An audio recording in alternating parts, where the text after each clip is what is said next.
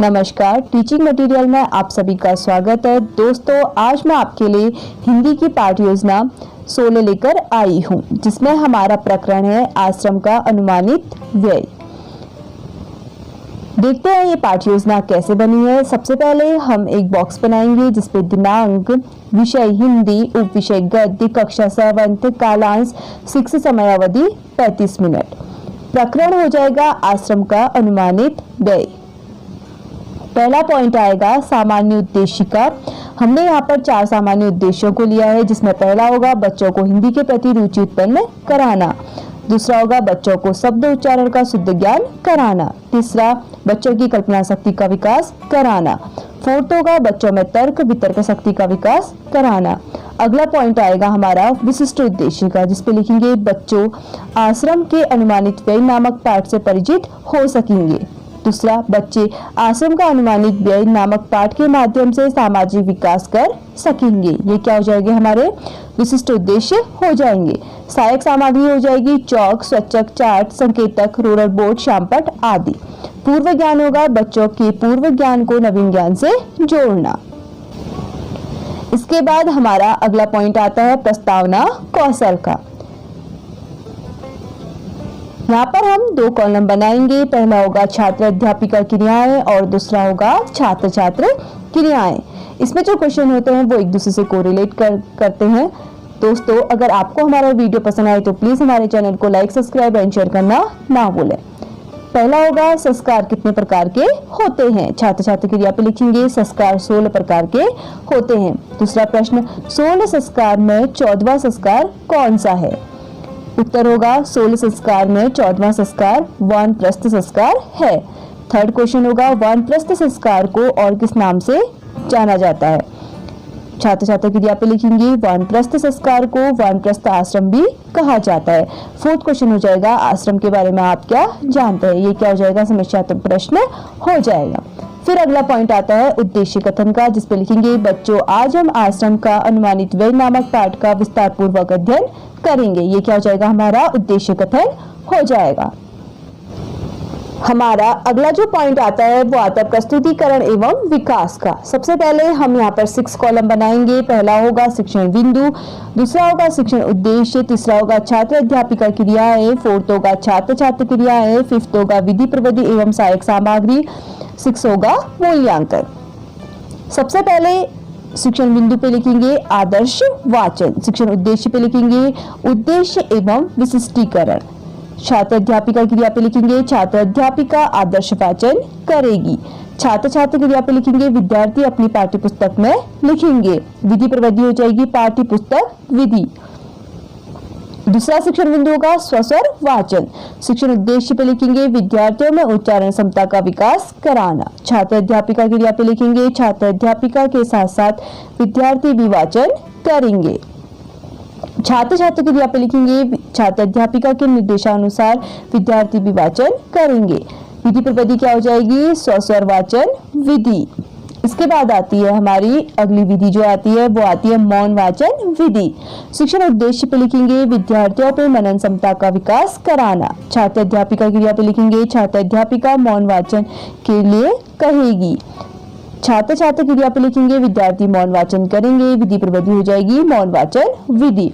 Fourth शिक्षण बिंदु आता है हमारा कठिन शब्द, शिक्षण उद्देश्य पे लिखेंगे विद्यार्थियों में कठिन शब्दों का निवारण करना, छात्र अध्यापिका क्रिया पे लिखेंगे छात्र अध्यापिका विद्यार्थियों को लिखने को कहेगी, छात्र छात्र क्रिया पे लिखेंगे विद्यार्थी अपनी उत्तर पुस्तिका पे लिखेंगे, विधि प्रविधि में क्या हो जाएंगे कठिन शब्द, जिसमें होगा अतिथि, सपरिवार, व्यवस्था।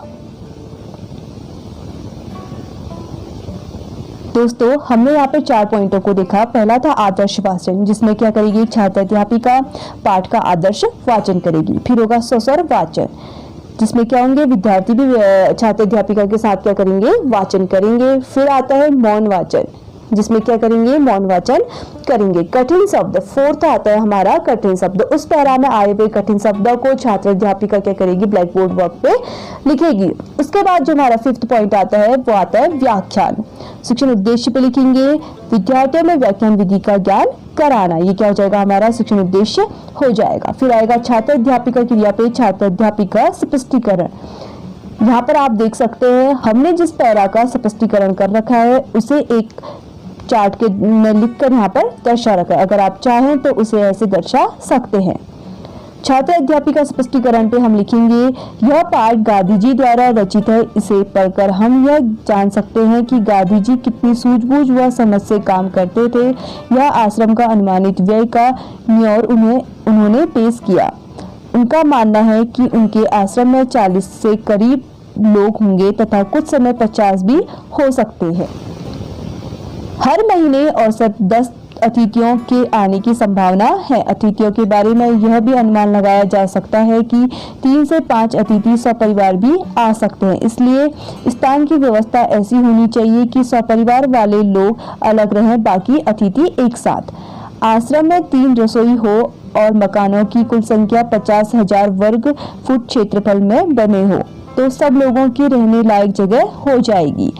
और इसके अलावा 3000 पुस्तकें रखने लायक पुस्तकालय और अलमारी होनी चाहिए। कम से कम 5 एकड़ जमीन खेती करने के लिए चाहिए, जिसमें कम से कम 30 लोग काम कर सकें। इतने लोगों के लिए औजार चाहिए, खुरपियां, फावड़े आदि।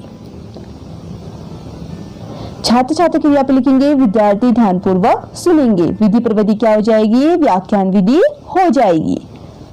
मूल्यांकन प्रश्न होगा, आश्रम में कितने लोग रहते हैं? ये क्या हो जाएगा? मूल्यांकन प्रश्न हो जाएगा। उसके बाद हमारा अगला जो शिक्षण बिंदु आता है वो आता है शब्दार्थ का। शिक्षण उद्देश्य पे लिखेंगे, विद्यार्थियों में शब्दकोश में वृद्धि करना। छात्र अध्यापिका क्रिया पे लिखेंगे, छात्र अध्यापिका लिखने को कहेगी। इस पाठ में आए हुए शब्दों के अर्थ छात्र अध्यापिका क्या करेगी? बच्चों को बताएगी। विद्यार्थी अपनी उत्तर पुस्तिका पे लिखेंगे। ब्लैक बोर्ड वर्क पे आप यहाँ पे देख सकते हैं हमने शब्द अर्थ लिख रखा है। सस्ता मतलब है आश्रम, अतिथि मतलब है मेहमान। ये क्या थे? शब्द। इसके बाद अगला शिक्षण बिंदु आता है पर्यायवाची शब्द का। शिक्षण उद्देश्य पे लिखेंगे, विद्यार्थियों के शब्दकोश में वृद्धि करना। छात्र अध्यापिका क्रिया पे लिखेंगे, छात्र अध्यापिका विद्यार्थियों को लिखने को कहेगी। छात्र छात्र क्रिया पे लिखेंगे, विद्यार्थी अपनी उत्तर पुस्तिका पे लिखेंगे। शब्द पर्यायवाची, आश्रम का है संस्थान और संस्था, खेती का होगा कृषि और फसल। इसके बाद अगला शिक्षण बिंदु आता है विलोम शब्द का। शिक्षण उद्देश्य में लिखेंगे, विद्यार्थियों के शब्दकोश में वृद्धि करना। छात्र अध्यापिका क्रिया पे लिखेंगे, छात्र अध्यापिका विद्यार्थियों को लिखने को कहेगी। छात्र छात्र क्रिया पे लिखेंगे, विद्यार्थी अपनी उत्तर पुस्तिका पे लिखेंगे। शब्द और विलोम, कम का ज्यादा, आना का जाना, लायक का नालायक। अगला पॉइंट आता है निरीक्षण कार्य का। छात्र अध्यापिका क्रिया पे लिखेंगे, छात्र अध्यापिका कक्षा में घूमकर निरीक्षण करेगी। छात्र छात्र क्रिया पे लिखेंगे, विद्यार्थी अपनी उत्तर पुस्तिका पे लिखेंगे। विधि प्रविधि क्या हो जाएगी? निरीक्षण कार्य विधि हो जाएगी। उसके बाद अगला जो पॉइंट आता है वो आता है पुनरावृत्ति प्रश्न का। शिक्षण उद्देश्य में लिखेंगे, विद्यार्थियों के अर्जित ज्ञान का मूल्यांकन करना। छात्र अध्यापिका क्रिया पे क्या करेंगे? अब यहाँ पे कुछ प्रश्नों को लेंगे, जिसमें पहला प्रश्न होगा, आरंभ में आश्रम में कितने लोग थे? छात्र क्रिया पे लिखेंगे, आरंभ में आश्रम में लोग 40 थे। दूसरा प्रश्न, खेती के लिए कितनी जमीन की आवश्यकता थी? उत्तर होगा, खेती के लिए कम से कम 5 एकड़ जमीन की आवश्यकता थी। अगला क्वेश्चन होगा, हर महीने कितने अतिथि आते हैं? हर महीने आश्रम में 10 अतिथि आते हैं। विधि प्रविधि क्या हो जाएगी? प्रश्नोत्तर विधि हो जाएगी। लास्ट शिक्षण पॉइंट होगा हमारा गृह कार्य। शिक्षण उद्देश्य पे लिखेंगे, विद्यार्थियों में स्वाध्याय की प्रवृत्ति का विकास करना। छात्र अध्यापिका क्रिया पे लिखेंगे, छात्र अध्यापिका विद्यार्थियों को गृह कार्य लिखने को कहेगी। छात्र छात्र क्रिया पे लिखेंगे, विद्यार्थी गृह कार्य अपनी उत्तर पुस्तिका पे लिखेंगे। विधि प्रविधि क्या हो जाएगी? ब्लैक बोर्ड पे हम गृह कार्य को दर्शाएंगे। पहला क्वेश्चन होगा, खेती के लिए कितने औजारों की जरूरत थी? ये क्या हो जाएगा? हमारा गृह कार्य प्रश्न हो जाएगा।